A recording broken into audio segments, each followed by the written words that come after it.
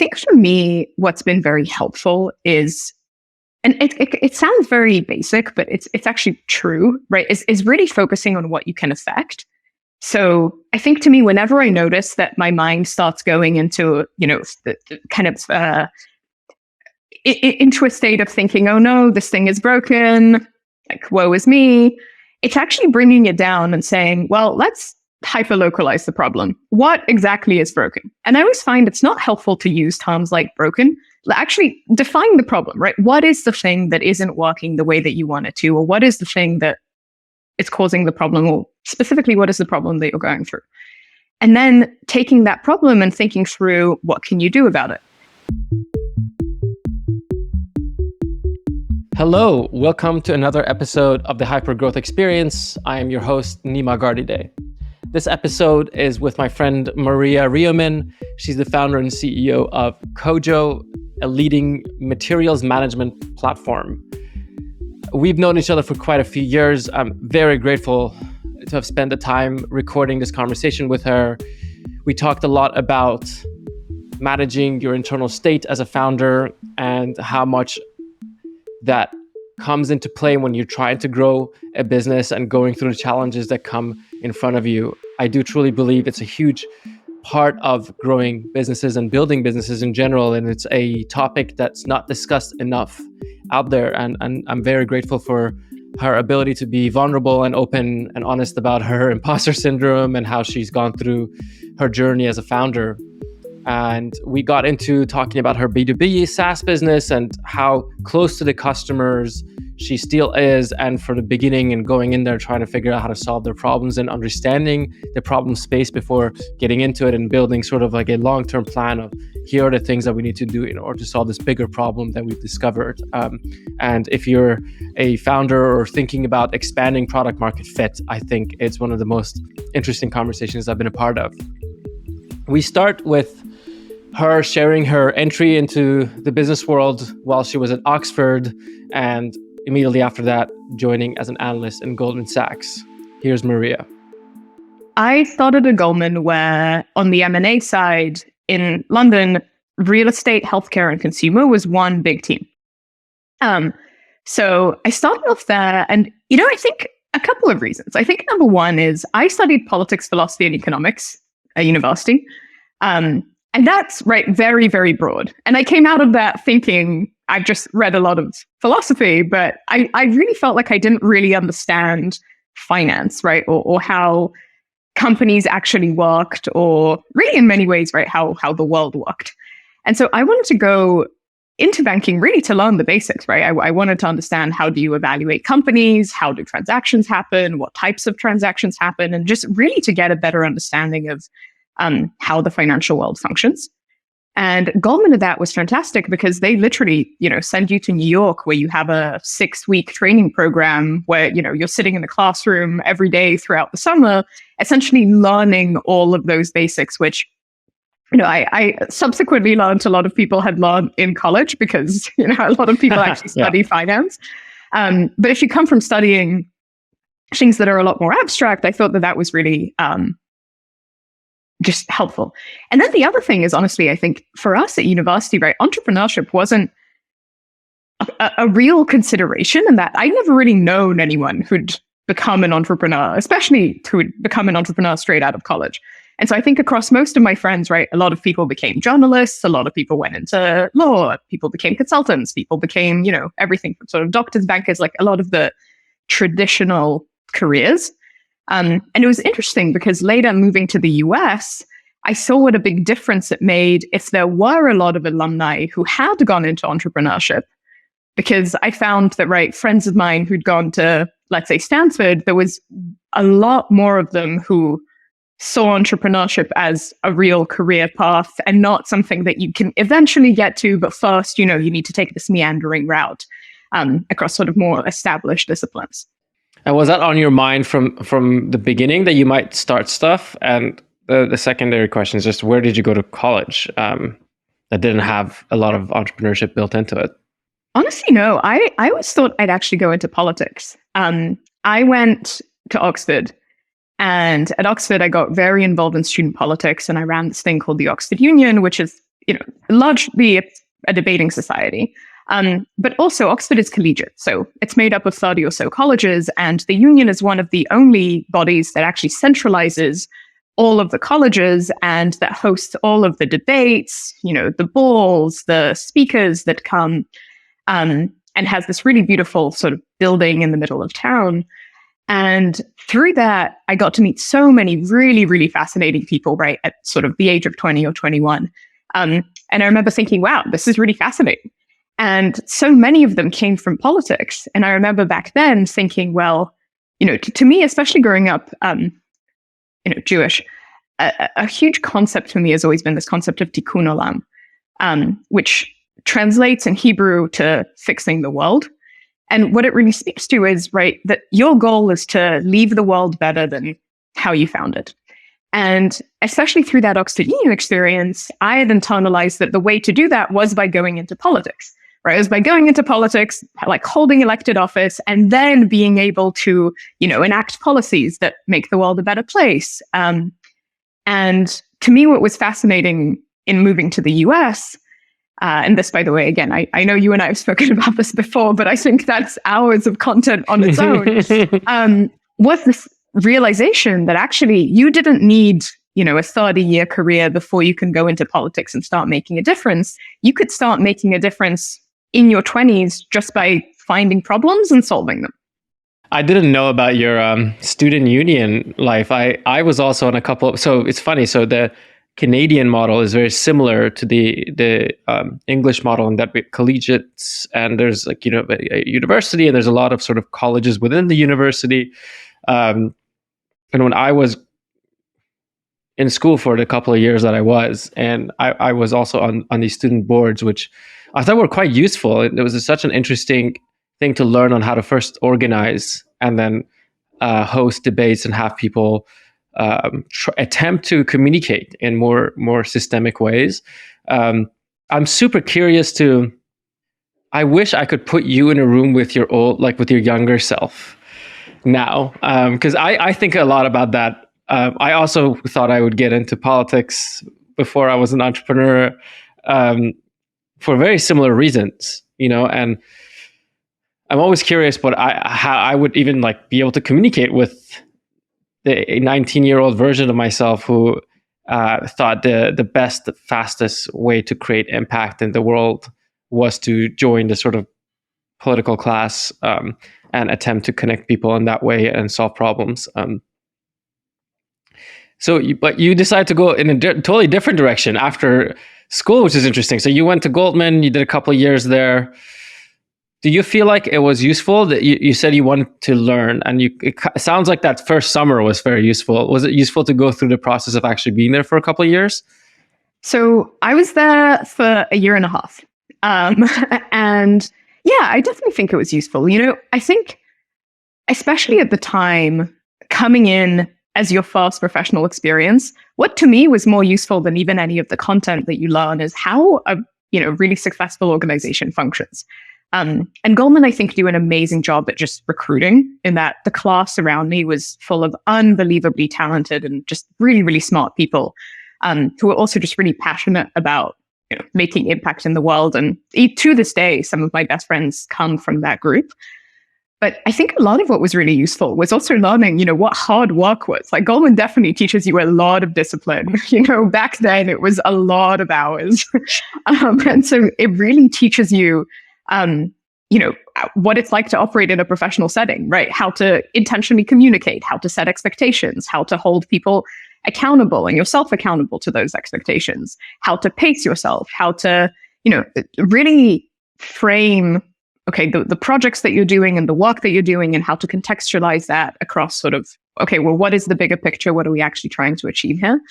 And I think for all of that, it felt like a very fast crash course of 18 months and just, going from, I'm a student, I have complete freedom as to what I'm doing, especially, Oxford is a tutorial model. So you actually have infinite freedom. It's a model where, you meet with a tutor, let's say once a week, and it's either one-on-one or sometimes, two-on-one or three-on-one, but you come with an essay prepared and you just discuss that essay. So it's very, very freeform. Whereas Goldman was kind of the opposite of that, right? It was very quick deadlines. Those deadlines sometimes happen within the same 24 hours. And I think to that end, it was a very good exposure into just what the professional working world was like. And I think, and about a year in is when I went actually to Burning Man. And then afterwards was in San Francisco, ended up meeting Joe Lonsdale. He told me about, the fund that he was building that also was really, to me, completely matched with this concept of tikkun olam and just fixing broken industries, right? Fixing areas of the economy that weren't working as effectively as they should be. And then I sort of thought to myself, yeah, that sounds, like the next thing. So that was the trigger. So you would have continued on in Goldman for at least a little bit more if you hadn't seen this opportunity on your plate. Yeah, it's counterfactuals are always difficult. I think potentially. But also that opportunity to me was just so unusual, to the earlier point of coming from a more traditional career path thinking, well, you go into banking or consultancy, and then maybe you move to private equity, then maybe you go to a hedge fund, right? Like there's a path, maybe somewhere in between all of that, you go to a business school. I think to me, the opportunity to work with Joe and build the fund, which, now is 8VC, was just so out of that whole, trajectory. So it definitely accelerated my wanting to, just go and do something completely different. I think in your 20s, especially in your early 20s, right, there's such a low cost of trying new stuff that part of it to me was less thinking about moving to the US as some sort of, grand career transition. It was also saying, wow, this actually looks really cool. Let's try and see if it's, if it works. And then if not, we can try something else. And if yes, then, it sounds amazing. So let's do that.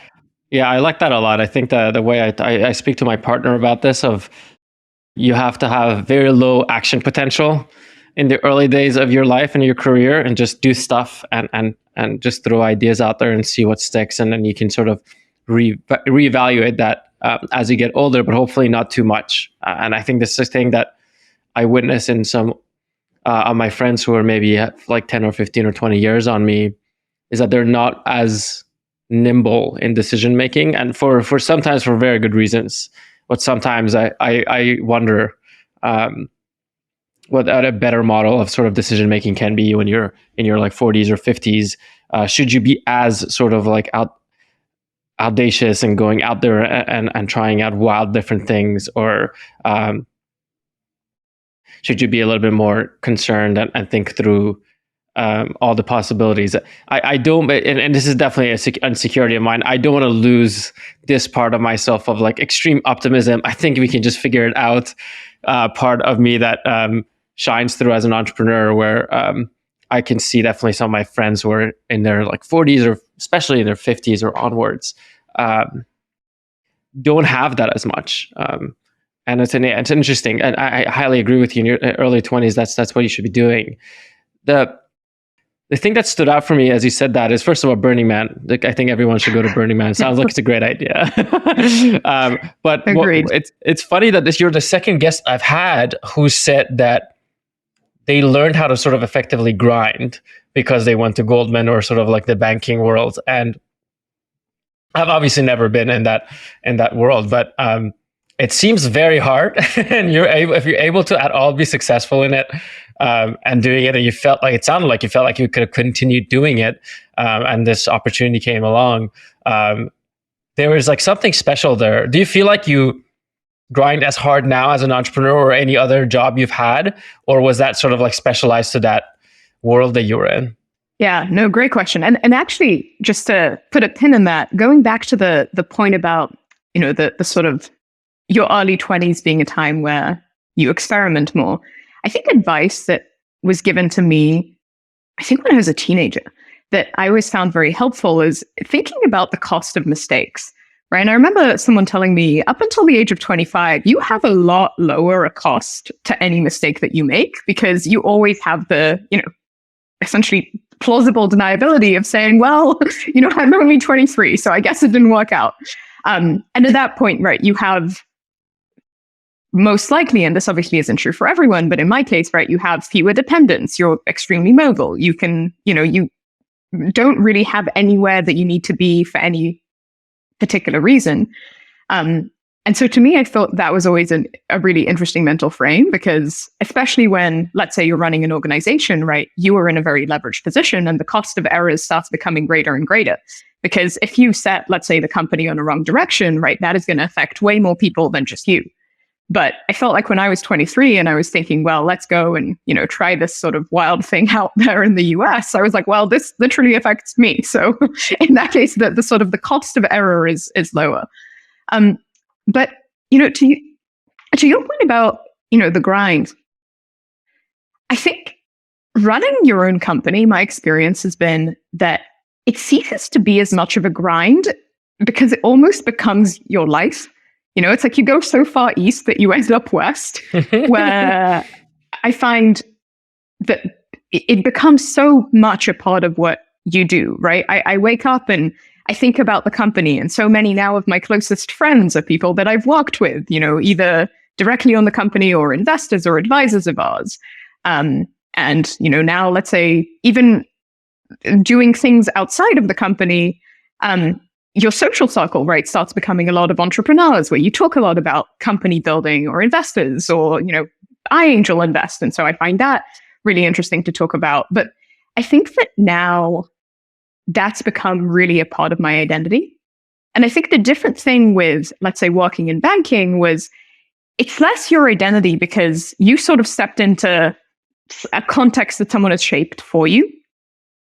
And so there, I think, and I talk about this a lot with friends who are going through it, I think sometimes that feels more like a grind because it quite literally is a grind, right? Because you're like, I have work and I have my personal life, and these are two different things. And the more time I spend working, the less time I spend on my personal life. And that feeling is the grind.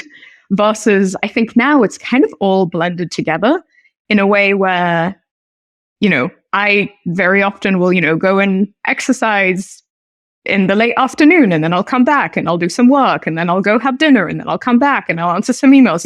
It becomes really a part of just your true day-to-day existence. Yeah. So I obviously relate to this a lot. I feel like a lot of entrepreneurs do. Can we talk about the downsides of that a little bit? Yeah. Because you effectively are identifying with your company. You are your company. Have you gone through like a pretty, I think you have, and I know you have, you've gone through like tough periods already. Many. Yeah. How do you think about those? Like, how do you deal with those when you identify so much with this company and who you are as a part of it, and it's hurting at points, or it's going through a tough time? Do you find yourself also emotionally going through the same flows? Are you able to disconnect? Are there rituals you have around it? Like, how do you manage? Yeah, well, I've definitely, as you know, I'm a big fan of the ritual. I think to me, it is obviously very hard, right? When you identify with something so much, and it's such a big part of what you do, right? At this point, I've spent the vast majority of the last 5 years working on one thing. And that's a huge amount of time. I think for me, what's been very helpful is, and it sounds very basic, but it's actually true, right? Is really focusing on what you can affect. So I think to me, whenever I notice that my mind starts going into, kind of into a state of thinking, oh no, this thing is broken, like woe is me, it's actually bringing it down and saying, well, let's hyper-localize the problem. What exactly is broken? And I always find it's not helpful to use terms like broken. Actually define the problem, right? What is the thing that isn't working the way that you want it to? Or what is the thing that is causing the problem? Or specifically, what is the problem that you're going through? And then taking that problem and thinking through, what can you do about it? And I've actually found instituting a written culture has been super helpful, because whenever I have a problem that I notice starts weighing on me mentally, I'll go and I actually will pull up a Google Doc and I'll start writing out what is the actual problem. And, it's this age-old adage of as soon as you get it out on paper, it starts being less scary because you're like, you've written it out. And I sometimes will even write out like, what is the worst thing that can happen? And once you outline what is the worst thing that can happen, you sort of know, okay, these are the parameters of the problem I'm dealing with. And then you jump into solutioning where you say, okay, now that I know this happens, what can I do about it? Who are the people I can lean on? Something I think is unique about this moment in time is in many ways building a company is easier than it's ever been. Because if you were building a company, 30 years ago, there was so much less literature, there was so much less content, there were so many people or so many fewer people around who you could ask for help from or who you could read, how they did something.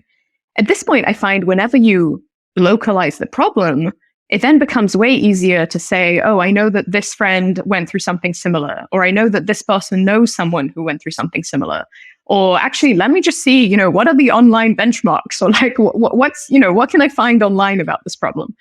And I think being able to both leverage people, but also just leverage the huge amount of knowledge that's been accumulated about how to build a company, I think that I find is always very stabilizing because it forces you away from unhelpful thoughts, which are really you going in a spiral, thinking about why things are broken, and it centers you back into, well, what is the problem and what can I do about it? This makes so much sense to me as well. The way I put this is I want to focus on the crafts parts of what I can do, right? So like my role in the company is X, Y, and Z as a founder. And so what that really means is that I do these things. This is where I have control and I want to master those things. And so that means like on a day-to-day basis, so long as I'm working on getting better at those things that I have sort of control over is my job, then eventually things will work out. And it just turns out to be true, right? Like you just sit around and work on the things that you can actually push around and move forward and create momentum in, and the rest will follow. It's just harder for me, and I don't know if this is something you've dealt with, is it took me a while to get here. Like I think intellectually, I always understood what you're saying. It took me like 2 years from intellectually understanding that I need to sit down and write the thing down and come up, and especially talking about the worst case scenario, I write those down as well now. And now I do this thing where I will like write it down and then I sit down and imagine I'm in that state and just deal with the emotions that would arise in that future state, just so I can like feel like I've already prepared myself for the worst case scenario. And then I can go on with my day because I'm like, well, I've already dealt with the worst case. So, there's not much. It took me years to be comfortable with letting myself experience the worst case scenario. Are you, I guess, like, let's step backwards a couple of steps. Like, what are your rituals around emotional sort of regulation? Are you doing therapy? Are you doing just physical activities, mental activities? What are you doing there? Yeah, I think I similarly have been on a very long journey. I think if you'd have asked me the exact question once, every year for the last 5 years, I'd have given you a different answer. Yeah. I think, now to me, the biggest focus has just been on building a healthy lifestyle, right? So it's been saying, okay, I know that I love building this company, right? I love the team that I'm working with. I love what I do. But also I know that, I'm in it for the long term, right? My goal here is to build something that's multi-generational. And so to do that, right, you need to pace yourself. And so for me, a lot of that has been getting into a really healthy workout habit. I started lifting weights, which is something that pre-pandemic, it's not that I never did it, it's that I never even thought about doing it. I never thought to myself, oh, you know what I'm going to do? I'm going to go to the gym and, just try to squat 140 pounds and see how that goes. But that's actually been huge. And, now 2 or 3 times a week, I'll weight lift. I love racket sports. So, once or twice a week, I'll play tennis, I'll play squash. I really got into cycling. So every weekend, on Saturday, we'll do a nice long bike ride. And I find that extremely mentally clearing. Almost because you're pushing so hard, you can't think about anything beyond literally the road that you're on. And, you're going fast and you're so focused because you're so in the moment. You don't even have space to think about anything else.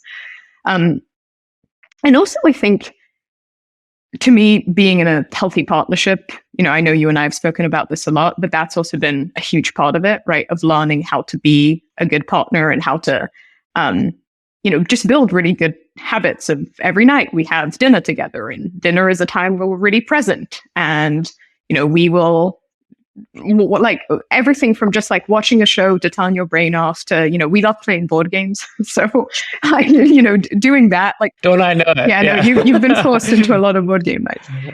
But I think right now that's been huge, of just creating a really healthy, almost like a healthy schedule that feels both aligned in terms of getting your mind off of work, but also actually aligned to things that I want to focus on in the long term, which are things like, mental and physical health.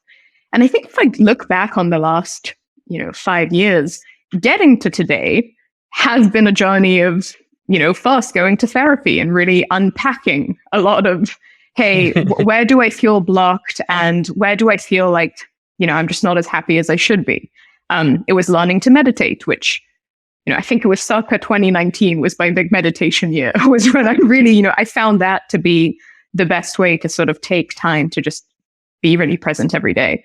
It was, I truly think every year I went through each one of those practices, and I found that each practice kind of unlocked the next practice, where I said, okay, well, even if it's not about, now I don't meditate as much as I used to, but the thing that I really took away was, wow, habit is extremely powerful.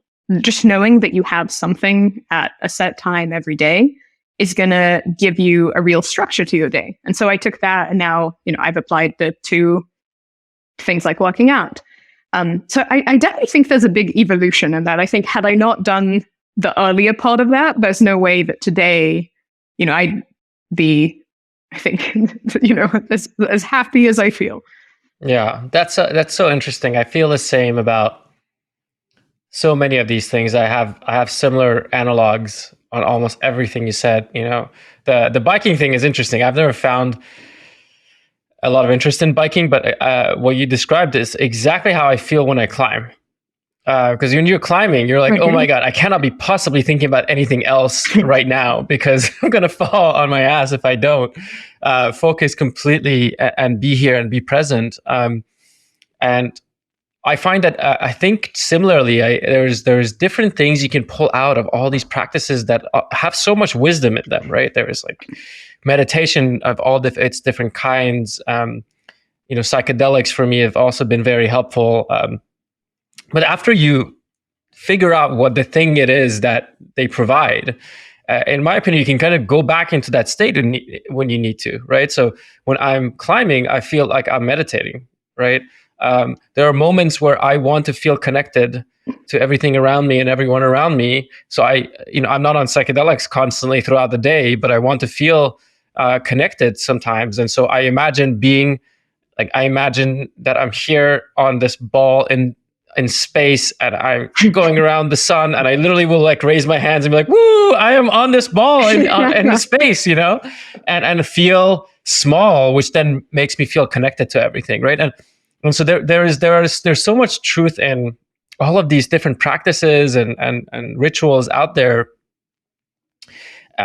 Who convinced you to meditate? And I definitely also want to go back and before we get to what you're building now, and we already talked about the emotional aspects of it. But what was the trigger for you to start meditating? I'm super curious how people get started there.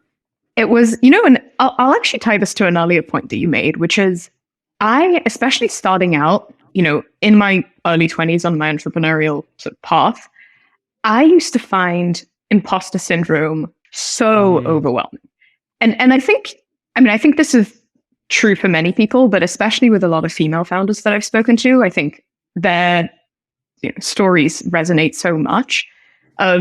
I used to feel like I needed to ask permission to do just about anything. Like I would literally ask questions like, but am I allowed to do this? Or am I allowed to do that? And I always felt like, well, it's my first time trying to do something. And, I haven't spent 20 years perfecting this discipline. So what could I possibly know? And how could I even have an opinion if it's not a thoroughly informed opinion? And is my opinion worthwhile at all? And I think I used to really struggle with that. And to me, meditation actually was something that came kind of out of that and I'll get into how I got into meditation, but a lot of that path, I remember once sitting with one of my best friends, and he literally was like, just stop this. And we walked over to his office in his apartment, and he had kind of like a whiteboard, and he literally wrote on it, "You are smarter than you think." And he was like, just internalize this. And, Anthony, if you're listening, shout out. But to this day, that to me was such a poignant moment, because he literally sat me down and was like, you keep asking if you can have permission to ask a question, just ask it. And again, think about what's the worst thing that will happen. Okay, maybe your question will sound stupid. Maybe you'll make a wrong decision. The cost of inaction is much greater than action, right? And the thing that now I see and value so much is being able to build these, empirical feedback loops for yourself, where you're actually not afraid of doing something because whether it goes right or wrong. The really important thing is that loop is going to close. You're going to get feedback on the action that you took, and you're going to be able to know, how do I do this thing better in the future? And if it worked, why? If it didn't work, why not? And I think for me, as I started thinking, okay, yeah, you're right. I can just start breaking things down into smaller chunks. I started feeling just way more energy. Like, I think in the earliest stages of the company, I used to feel really tired because all these big problems just weighed on me so heavily. And then I started feeling way more energized because I used to think, well, now let me just break down these problems into sub-problems.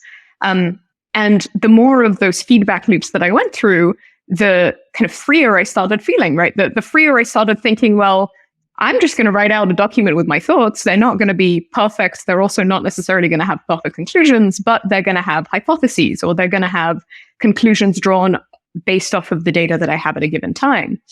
And as I started seeing that I just had, a lot more energy, I started thinking to myself, wow, how can I have even more energy? And that's when I was talking to another one of my very close friends, and he said, oh, you should really try meditating. I found that it's amazing for giving you more energy because, again, especially in transcendental meditation, you do it 20 minutes in the morning, 20 minutes in the afternoon, and it gives you a complete time to just detach, right? Where for those 20 minutes, the only thing you're doing is sitting with your eyes closed and repeating a mantra. And again, to the point of abstracting things away from any given practice, to me, that abstraction was, and I think you see it in a lot of religious rituals too, was just giving you a singular point of focus that for long periods of time, you just have one thing to care about, right? And that's what you get from climbing. That's what I get from cycling. It's the same thing. It's like when I'm cycling, the only thing I care about is staying on the bike, right? And, not falling. Yeah, exactly. Like not crashing into something. And that, to me, was kind of what unlocked meditation, was saying, oh, well, it was actually a friend gave it to me as a gift. He said, I'm going to, hook you up with a teacher. You're going to do this 30 days course. And if you like it, just pass it on to someone else, right? Pay it forward. If you don't like it, whatever, it's my gift to you. And so I did that, and I really loved it, again, because it just, I think it helped clear my mind a lot at a time where I was really starting to sort of feel those dopamine hits from, wow, having a clear mind had so many benefits. I generally think about it as a mechanism to increase the span in which you can focus. And so meditation is one that does a very good job. That's why I got into climbing, because you do that with your body. You have to sit and look at this problem for a while, and you have to imagine what your body feels like before you go up there. Because by the time, if you're problem solving up there, you're going to fail most of the time. And so it's kind of like how I have parallels to this with people who play chess, where they have to imagine, and it's a visual way they do that. They visualize 6 or 7 steps in the future. And I know your fiance is quite good at that and into that. And it's an interesting parallel for me with chess as well, where it feels like physical chess to me when I'm climbing. And for meditation, it feels like the mantra thing I've never really tried. I've done Vipassana, and I think we've talked about that form a lot. And it seems like micro focus. So I'm like scanning every inch of my body when I'm doing Vipassana. So it's like a little bit different. And that gives me like body awareness in ways that is very different than the climbing, than like Anapana, which is the more sort of like focusing on your breath meditation. I really want to try it TM now. The mantra thing has got to be interesting because you're basically also controlling your thoughts. You're just saying like, I want to say the same thing. It's like a totally different part of your mental state to try to increase again the span in which you can focus, or the length in which you can focus in that area. Cool. So going back in time, you were in Goldman, you met Joe. Who was Joe at this point? Like, was he already working on Palantir? Was he just more on the finance side? Like, give us the context in which you started working with Joe. Yeah. So Joe was a co-founder of Palantir. He, was a prolific entrepreneur. After Palantir, he co-founded the company called Adipar. After that, a company called OpenGov, and sort of a series of companies after that. And when I met him, he was just on the cusp of starting a new fund, which would be a venture fund called ABC, where the tagline was sort of, "The world is broken, let's fix it." And, the thesis of the fund was investing in a lot of these very large industries where by modernizing and fixing core aspects of the workflow, you can make that whole industry work a whole lot better. I like that a lot. I talk about this. We have a couple clients that I call, the way I talk about this internally is just they are making the economics in the world slightly more efficient. So there is like a supply chain of everything getting done. And then so if you are like able to make that, any of them, especially if there are like big parts of the economy or the way the world functions, marginally better, the impact at scale is huge, right? So if you make, and this is one of my favorite clients is called First Base. And effectively what they do is they make it easier to start companies right now, especially if you're not in the US. So they're making the global economy easier to start, they're making it easier for entrepreneurs globally to start companies with the reliance on US law, Delaware C law for corporations here. And so that was quite interesting to me. We went in very early on, and we're now about to become investors in them as well because of that same reasoning of like, oh yeah, you're really doing this thing that you increase transactions at the sort of like economy scale, and that's very interesting to me. And so you were you on the investment side? Were you helping Joe? Like, what was your role again? So I was Joe's chief of staff. And at that time, the fund was so new that, right, as his chief of staff, you were literally doing everything. You were helping on the investment side. You were also, helping with literally everything from fundraising to building out an incubation program to, literally all aspects of what it takes to get a fund off the ground. And I think to what you said, the thing that I was super inspired by in Joe's vision was focusing on these really big problems. Right, because again, you go back, and this was around 2016, where there was this huge explosion of consumer internet, and there were a lot of companies I was seeing where I would always think that this is a really awesome product, but this problem is already solved. This is kind of making it a little bit better and more delightful, and there's a lot of value in doing that.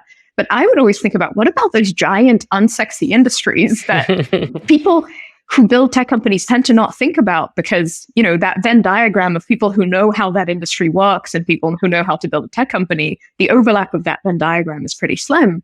I loved the concept of focusing on big, hairy problems, right? Because I've always believed it takes a lot of effort to solve any problem, whether it's a small problem or a big problem. So you may as well focus on the big problems. And when you dive into these large scale industries, right? For example, construction being an example of one, you have 7.5 million people in the US working in the construction industry. That's huge. That means that if you can fix something that's core to, how it is that the industry works, there are millions of people that are going to see the benefit of that. And the second and third order consequences of that are also huge, right? Because industries like construction, like trucking, like freight, supply chain, logistics, like all of these industries, they really affect so many things about how the world around us works. And so that I really, really loved that, just the magnitude of that vision. And so I know before you started this company, you had another Am I right? But you had another company in the Mm-hmm. middle. But before we go to that chapter, what do you feel like it took away? Is there anything that, other than, so thinking about these industries obviously seems like one of the key takeaways from that time at 8VC.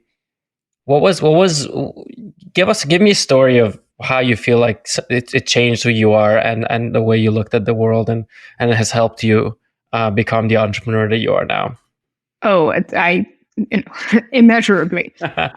I look back at that time and I'm so incredibly grateful. And I really, really loved, working with Joe. I think one of the things that to me was the biggest takeaway was actually getting over that imposter syndrome that I'd mentioned. I think especially coming out of the British education system, a lot of that education system is geared around just consistently pointing out your deficiencies, right? It's consistently telling you, you are not good enough, and here's the reason why.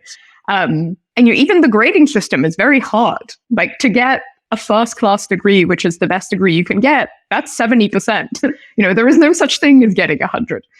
And I think, to me, what was incredibly powerful and a huge learning experience in, working on a fund at such an early stage of its life cycle was realizing that you needed to add value, and that you could that there was an infinity of ways for you to add value. I would sit there and say, well, what are the things that I need to do, right? In a chief of staff role, your purview is huge.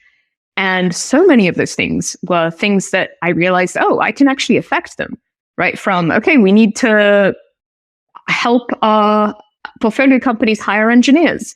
Well, there's nothing stopping you, even if you didn't study computer science at university, from just saying, well, let me go and organize a hackathon. And I'm going to message people across all these different university campuses, and I'm going to tell them, hey, we have some really awesome portfolio companies building incredibly exciting companies. Do you want to come for a hackathon? And seeing that people actually say, yeah, I'll show up. And at that point, realizing, and this obviously became a lot more relevant in the future, but realizing, I can actually really bring people together and meet really talented engineers and get them excited about big problems to solve. And I think at that time, pretty much weekly, I would sit there and just ask myself, how can I add value?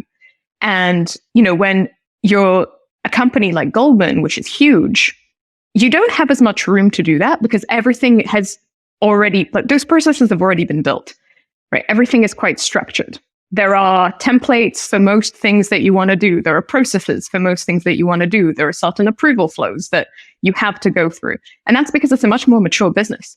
When you're building out, a fund from its infancy, you have to actually define those processes. And so I think, to me, the thing that was most valuable was learning how you can stare at something that's a blank slate and start by saying, okay, well, we want to build an incubation program. How are we going to do that? Well, first, let's go out there and start building up a network of entrepreneurs and residents that we might want to bring in. And then let's think about all the resources that we need to give to them in order to help ensure that they're successful, and start building out, networks of folks who are really excellent at design and engineering and product and, all these other areas. And that ability to kind of manifest something out of just a blank sheet of paper, I think, was incredible and honestly an amazing learning experience, because it's also hugely helpful, I think, when you're starting out your career in confidence building, because you actually realize, there was no process. No one told me how to do this. I figured it out on my own.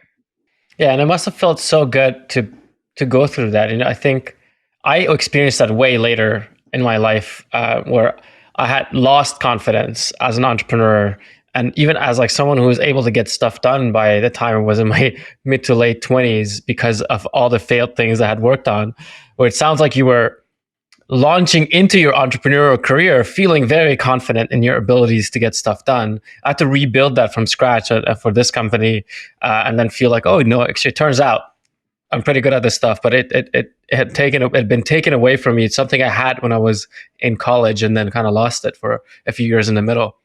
Well, it's best laid plans. I feel like starting at the company, I was very confident. I was like, I've got this. I've built processes from scratch. I know what I'm doing. And then, 9 months in, you're building and it's just hard. Like, your first customers are the hardest to sell. People take meetings with you, they cancel those meetings. You don't yet have a lot of social proof, right? Everyone asks, well, how many other customers do you have? You don't have a lot. And people are questioning, are you actually going to build something of value? Like, does your product actually have proof points? And so I think that confidence was very quickly, brought back down to earth when all the difficulties of just company building set in. And then again, right, that loop continues of then you go back to the drawing board and you say, all right, well, what are the things we can affect? Well, let's just focus on landing that first customer. And then when you have that first customer, you say, all right, now let's focus on 2 to 5. Like, let's not concern us. Thinking about how are we going to get to 100 is going to be of no value. Let's constrain the problem and think about 2 to 5. Then you think about 5 to 20. Then when you have 20, you're like, oh, now we have a lot of references and we have customers who love the product. And now we can get them to start building up case studies and testimonials. And then things get, kind of exponentially easier from then in terms of bringing on new customers. But then different challenges start kicking in. Like, how do you now build a rapidly growing team? How do you, start to actually institutionalize a lot of the values that made you successful at the beginning? So I think that loop that you're referring to, right, it just keeps on going. Keeps on going. Yeah. No, I feel that. There's definitely a lot of these reminders that I feel like I should have like on an automated thing on my calendar of this too shall pass, right? And I think you'll end up in them a lot. And I don't know if you felt this, but this past year has been a little bit different for me, because usually the problems I'm solving are more or less caused by the things around me and like the things I do or the things that my team has done. This year has been a little bit different, where there's macro. I mean, not that COVID didn't change things for us, but it felt like, at least for our industry, it was fine. We were on a sort of boom, but this year has been the opposite. Although maybe the reverse is true for you, because you're in the more physical industry where COVID was something that slowed it down, and now we're about to go through a massive building frenzy, and that might be useful for your industry. But there's parts of it where it's not even in your control. It's things are happening because you cannot affect them. Do you deal with those things? Do you just like put them aside because, well, I can't really control that, so I'm going to put that aside because the recession is happening or the inflation is hurting our capital allocation, or whatever it is? These are things that you don't really have a lot of control over as an entrepreneur. Do you feel like those things get in the way, or how do you really think about them, rather? I mean, this year was definitely very difficult, I think, for any venture-backed company, because especially coming off the back of last year, right? 2021, I remember speaking to so many investors and people were just saying, we've reached this new paradigm. 100x ARR is now the new standard.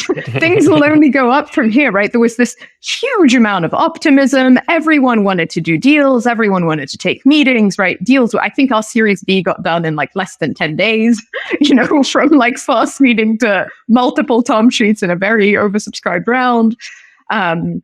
And last year, I think myself and, a lot of people around me, everyone was like, huh? We've really cracked this, like, we're great. Turns out building $1 billion company can happen way faster than you thought it could. And then this year, I think things really just came crashing down into reality, right? Where it was like, no, it's like, the days of 100x ARR multiples are long gone. And in fact, right now, if you look at the public markets, like if you're trading at a 5 to 10x revenue multiple, that's already very high. And I think that was a big moment of shift for us, because I think especially just as a company, I very early on, and this, by the way, comes from just like a really fundamental belief in transparency. Like I always, I think a lot of people talk about transparency, but it's hard to actually practice it. And for us internally, it is something that I really, really focus on, which is when it was clear that the markets were really starting to turn down. I just wrote out a memo. Again, I went back to my Google Docs. I started writing out the problem, writing out the solution. And I just sent out a memo to the team saying, hey, I want everyone to get onto the same page here, which is if if what you're thinking about is that tech companies are going to be valued at 100x ARR and this growth is just going to continue growing forever, and on paper it's all going to look so fantastic for us, like I just want us to get really real around we're in a different paradigm, and what matters now is operational efficiency, right? And what matters now is really going back to basics and focusing on what made our company successful in the first place, which is building a great product that fundamentally transforms life for our customers.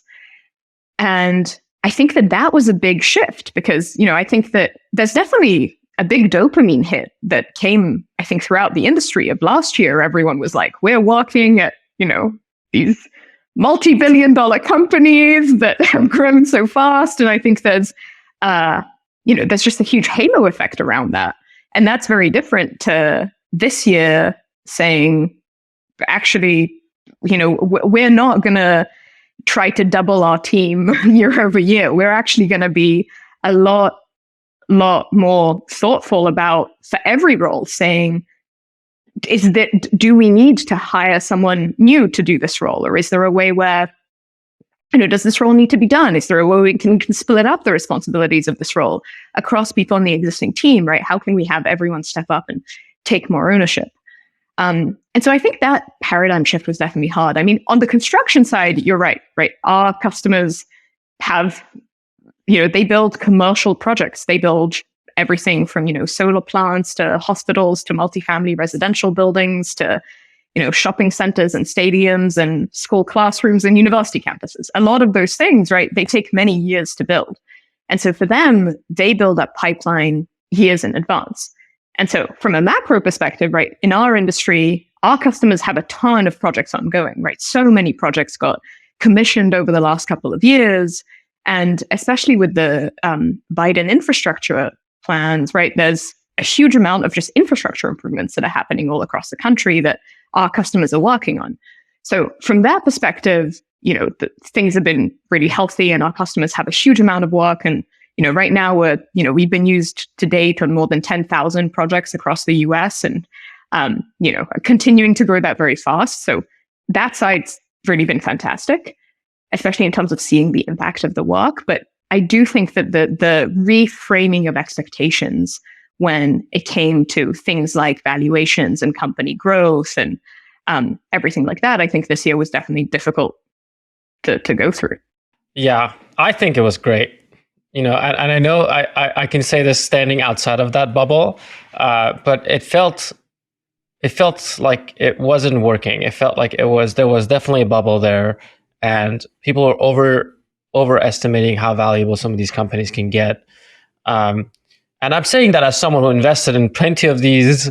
I was just thinking, as you said, the 100x, and doing the calculation for some investments I did that were over the 100x ARR multiple. So well over the 100x in 2021, where this year that is just not happening. So there was some of it I felt like correction that was needed. Some of it is probably overcorrection, and I think the markets right now will bounce back a little bit to something closer to what we were maybe seeing a few years ago. But there's plenty of people who don't even believe that. So we'll see where it goes. But comparing last year to this year, right? Last year we raised our Series B. This year we raised our Series C. And to me, raising a Series C at an up round, to a tiger round from last year was, in this market, actually, it actually felt better than last year's round. Yeah. Because it was actually saying, we've built a business with really strong fundamentals. And in this market downturn where it's very difficult to raise capital, best in class investors who, for example, Battery, who led our round, right? They've been investing in vertical SaaS businesses for, longer than I've been alive. They looked at this business and said, like, we are leading this.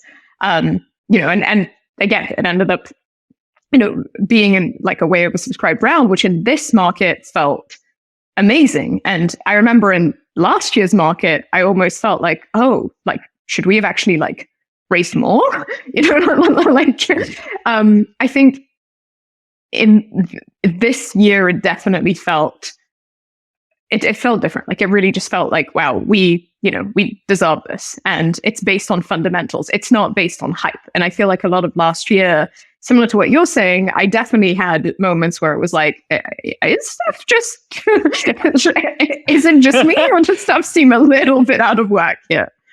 It's so first of all, congratulations. That I think I've already congratulated you a few times this year, but it's gotta feel good to be able to swim against the currents, right? And successfully so.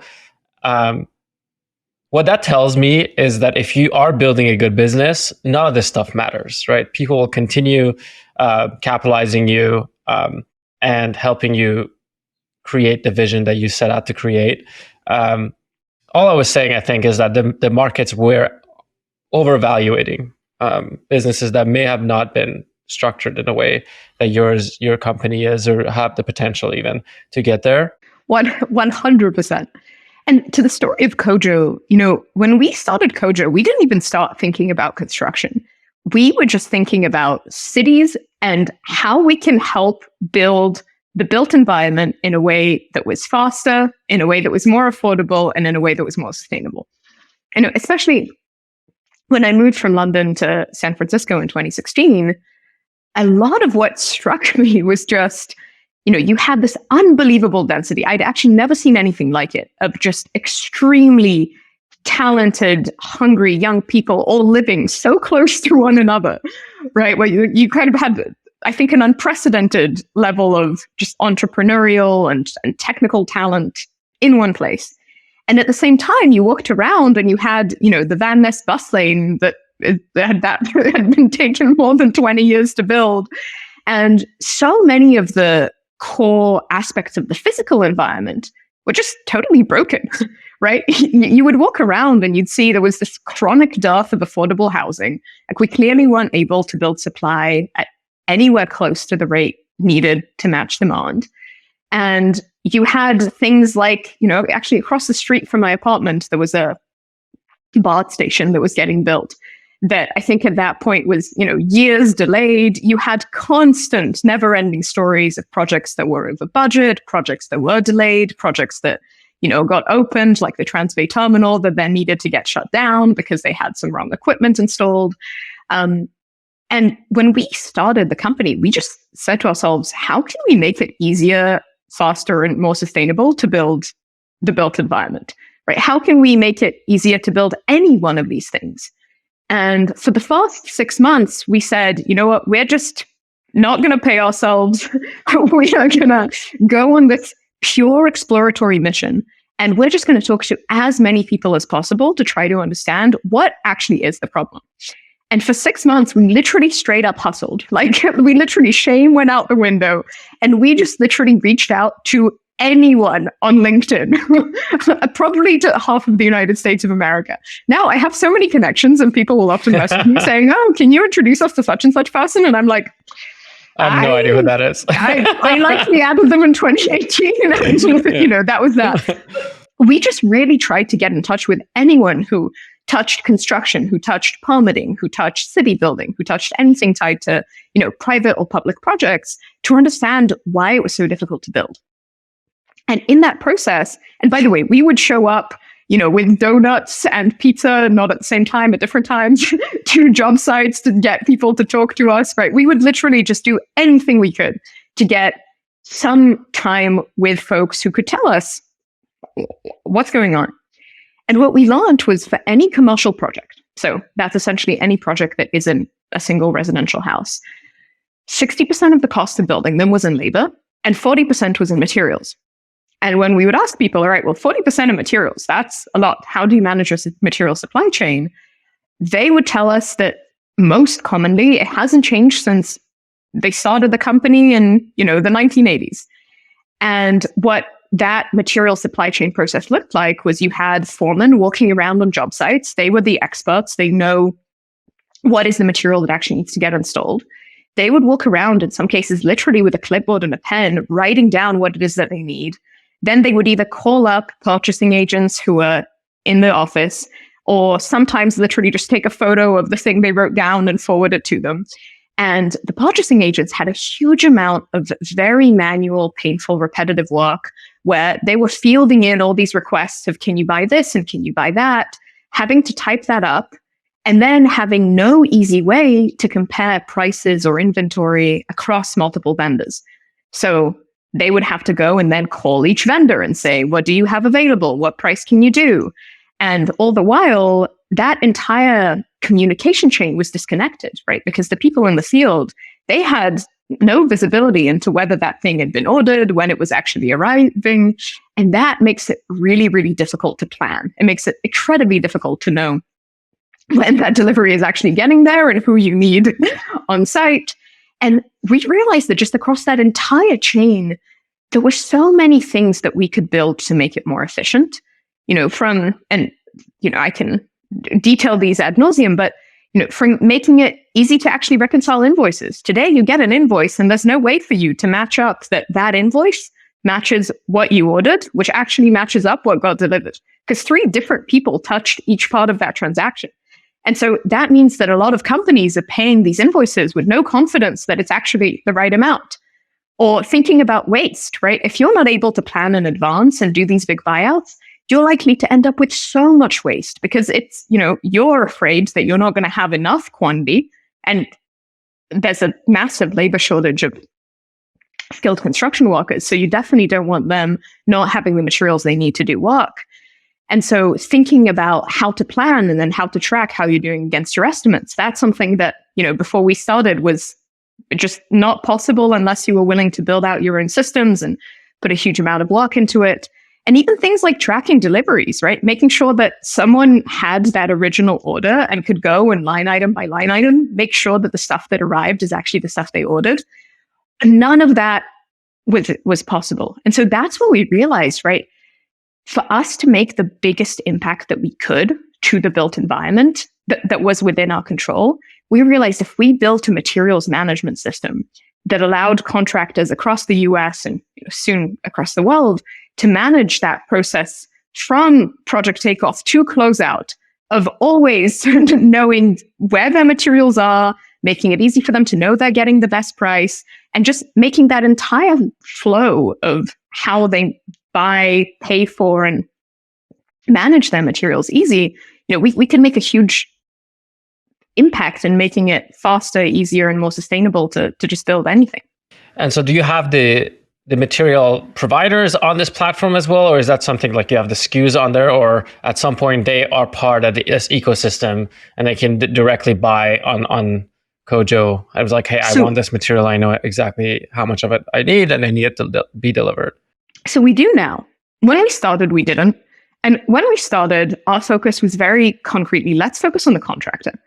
And, I know this is something that we spoke about, but our thesis from the beginning was let's start really, really focused, right? Because if you try to build something that's for everyone, you're just not going to build a good product, or it's going to be very difficult to build a good product. So when we started, we said, let's focus exclusively on electrical contractors and let's build the best product for electrical contractors that exist in the market. And there, what we really focused on were the biggest problems of electrical contractors, right? So distributors or any of the vendor side of the market, we said, we'll hold off on that first. Let's see that we can really prove we can make electrical contractors' lives easier. And when we saw that that was really working, then we said, okay, now let's expand across the majority of the largest trades, right? Let's go into mechanical and concrete and drywall and, help companies doing roofing and flooring and tiling and site preparation. Let's help them. Let's make their lives easier in the same way that we made life easier for electrical contractors. And, through doing that, we ended up in a place where we're, processing now more than $1 billion annualized in terms of material volume. And that then led a lot of vendors to say, well, hey, our customers are buying from you.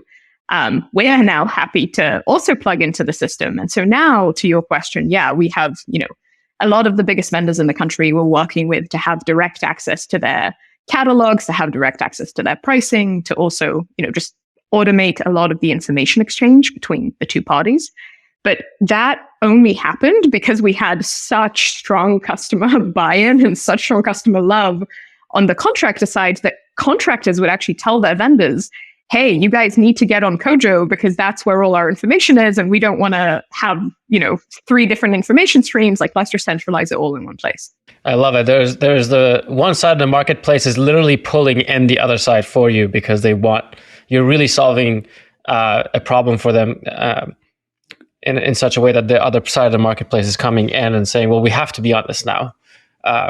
It's kind of the network, the market network that NFX talks a lot about.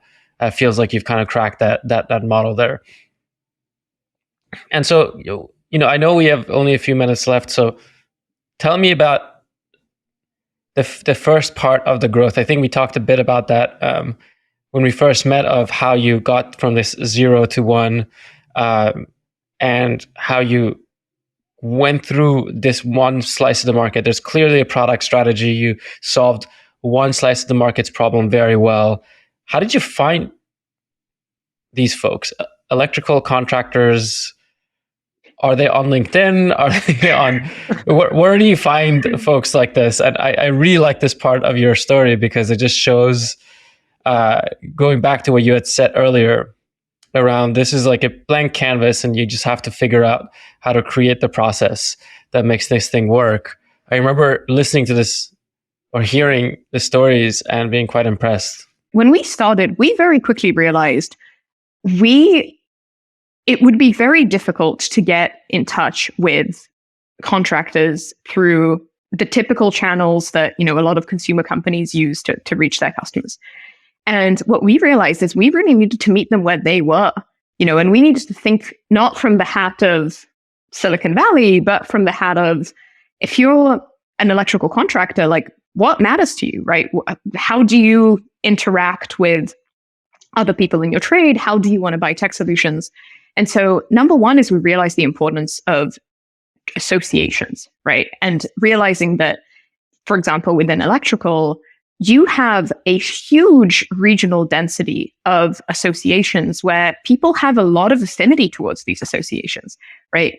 And they look to them to, in many cases, learn best practices. In some cases, learn which tech tools they should be buying. In lots of cases, just to, have a social group of interaction of all the other electrical contractors who do similar types of work, as you do, who you can meet up with and just, connect. And so we started doing a lot of work with these trade associations and actually both going to their national, conventions and trade shows, but also focusing on a local level, setting up a bunch of webinars, doing dinners with them, right? Flying to folks and really spending time with them in person, understanding how does their materials management process work today and where could we be helpful? And, really having them tell us what to build. And that, to me is always, the beauty of building B2B software is quite often the customer tells you, right? The customer tells you, hey, these are our problems. And what we found, and, I think what's hard about this is you obviously want to hear everyone's problems, and then you've got to build out a roadmap of what are the most impactful things that you can build, and how to structure that roadmap. So number one was trade associations. Number two is we realized there were a lot of service providers to the industry that we could work with. And so very early on, we leaned into those partnerships, because today, if you're in a construction company, your core competency isn't buying technology. Your core competency is doing construction. And so very often you will work, with everyone from to tech consultants to folks that help you manage, your accounting systems in order to be your trusted advisors on figuring out, okay, what systems do you need to actually buy? And that's where we realized that by working with them and really, really from the early days, investing in excellent integrations, that could help us unlock huge amounts of just interest, because people would say, well, I only want a system that integrates with all of my other systems. And so if you can show me that your system integrates with my other systems, that actually is going to make my life easier. Because something that I think is very true in construction, and it's also true, for a lot of industries, is that people don't want to buy 20 different point solutions, but none of which talk to each other. Right? They don't want their year to be mired in just ongoing implementations with different implementations team and different people that they're talking to. They want solutions that really integrate with one another. And so that's where we dived into partnerships and, right, for us, integrations was a huge part of our early success because we actually went and built really best-in-class integrations, and we would show these to customers and say, oh, wow, this really seems like it works. And then, of course, we've always continued to, lean on channels like LinkedIn, like Facebook. Those are obviously, part of where we engage with customers. But for us, the face-to-face events, the local events, the partnerships that we generated, those were actually, I think, huge in the early days of it really getting to know customers and building relationships with them. Yeah, and I think people discount that. And there's a couple of B2B companies in my periphery where they are really leaning into that same channel. And I would bet over those every time over anything else is doing online only work, especially in the early days. It just feels like you not only going to build empathy for the people that you're trying to solve some problem for, but also they get to also become your advocates when they get to meet you and your team and go out there and talk to their friends who are also in the same industry of like, yeah, I know these people, they've been working on actually solving these problems. I gave them a couple ideas and they showed up in the software a couple of weeks after.